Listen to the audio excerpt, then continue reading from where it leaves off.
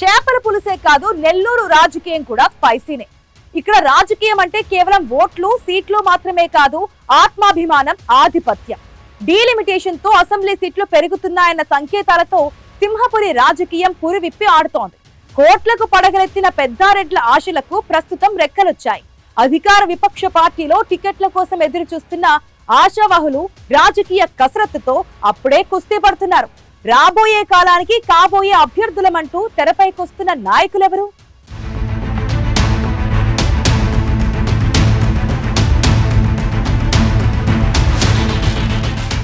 నెల్లూరు జిల్లా రాజకీయాల్లో ఇప్పుడు ఎక్కడ చూసినా ఒకటే చర్చ.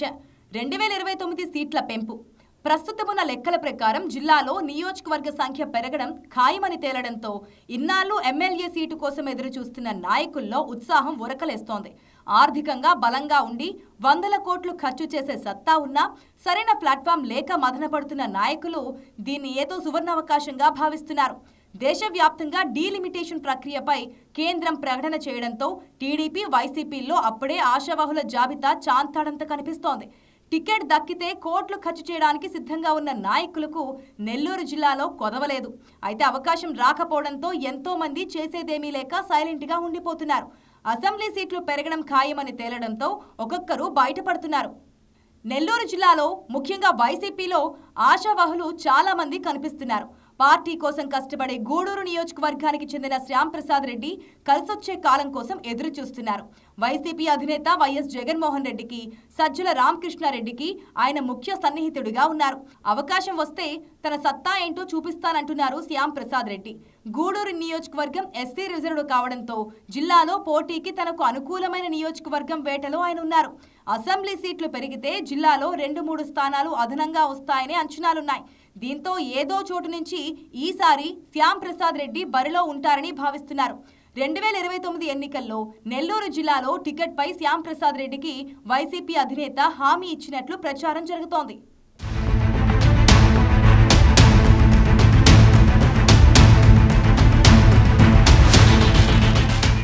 ఎస్సీ నియోజకవర్గానికి చెందిన సీనియర్ నాయకుడు, డీసీఎం మాజీ చైర్మన్, వైఎస్ఆర్సీపీ రాష్ట్ర కార్యదర్శి వీరచలపతి పేరు కూడా గట్టిగా వినిపిస్తోంది. సర్వేపల్లి నియోజకవర్గ పరిశీలకుడిగా ఉన్న వీరచలపతి కూడా అధినేతకు అత్యంత ఆప్తుడు. ఎస్సీ నాయకుడు కావడంతో సూళ్లూరుపేట లేదా గూడూరు లేదంటే నియోజకవర్గాల పునర్విభజనతో రిజర్వేషన్లు మారితే మరో చోటు నుంచి ఆయన పోటీ చేసే అవకాశాలు ఉన్నాయని జోరుగా ప్రచారం జరుగుతోంది. ఇక తెలుగుదేశం పార్టీలో మాజీ ఎమ్మెల్యే పోలంరెడ్డి శ్రీనివాసులరెడ్డి, ఆయన తనయుడు దినేష్ రెడ్డి ముందు వరుసలో ఉన్నారు. 2024 ఎన్నికల్లో కోవూరు నుంచి పోటీకి పోలంరెడ్డి సిద్ధమైన చివర్లో వేమిరెడ్డి ప్రశాంత్ రెడ్డిని టీడీపీ అధిష్టానం అభ్యర్థిగా ప్రకటించింది.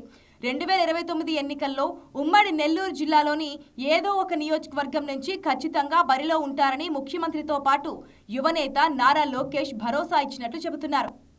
టికెట్ రాలేదని వైసీపీపై అలిగి తెలుగుదేశం పార్టీలో చేరి సెంట్రల్ బ్యాంక్ చైర్మన్ పదవి చేపట్టిన మెట్టకూరు ధనుంజయ రెడ్డి పేరు కూడా వినిపిస్తోంది. మంత్రి ఆనం రామనారాయణ రెడ్డికి ఆయన ముఖ్య అనుచరుడు. ఈసారి ఉమ్మడి నెల్లూరు జిల్లాలో ఏదో ఒక నియోజకవర్గం నుంచి పోటీలో ఉండడం ఖాయమని ఆయన వర్గీయులు చెబుతున్నారు.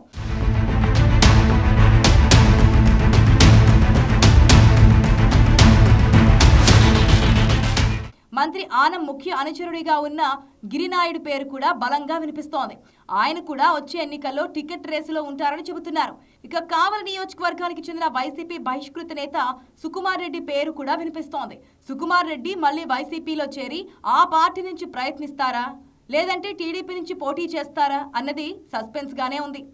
నెల్లూరు సిటీ టీడీపీలో కీలకంగా ఉన్న రూప్ కుమార్ పేరు కూడా తెరపైకొస్తోంది. యాదవ సామాజిక వర్గానికి చెందిన నాయకుడు కావడంతో 2-3 నియోజకవర్గాలను ఆప్షన్గా పెట్టుకున్నారు ఆయన.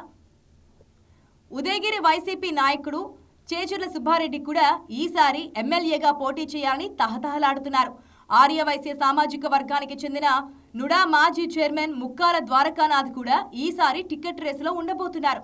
ఇక జనసేన పార్టీకి చెందిన నగర అధ్యక్షుడు సుజయ్ కూడా వచ్చే ఎన్నికల్లో పోటీకి సిద్ధమని సంకేతాలిస్తున్నారు.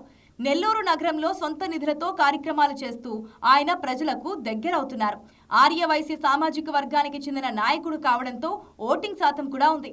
నియోజకవర్గాల సంఖ్య పెరిగితే నెల్లూరు జిల్లాలో సమీకరణాలు ఊహించని విధంగా మారబోతున్నాయి. ప్రధాన పార్టీల టికెట్లు దక్కితే చాలు ఎంతైనా ఖర్చు పెట్టేందుకు నేతలు సిద్ధంగా ఉన్నారు.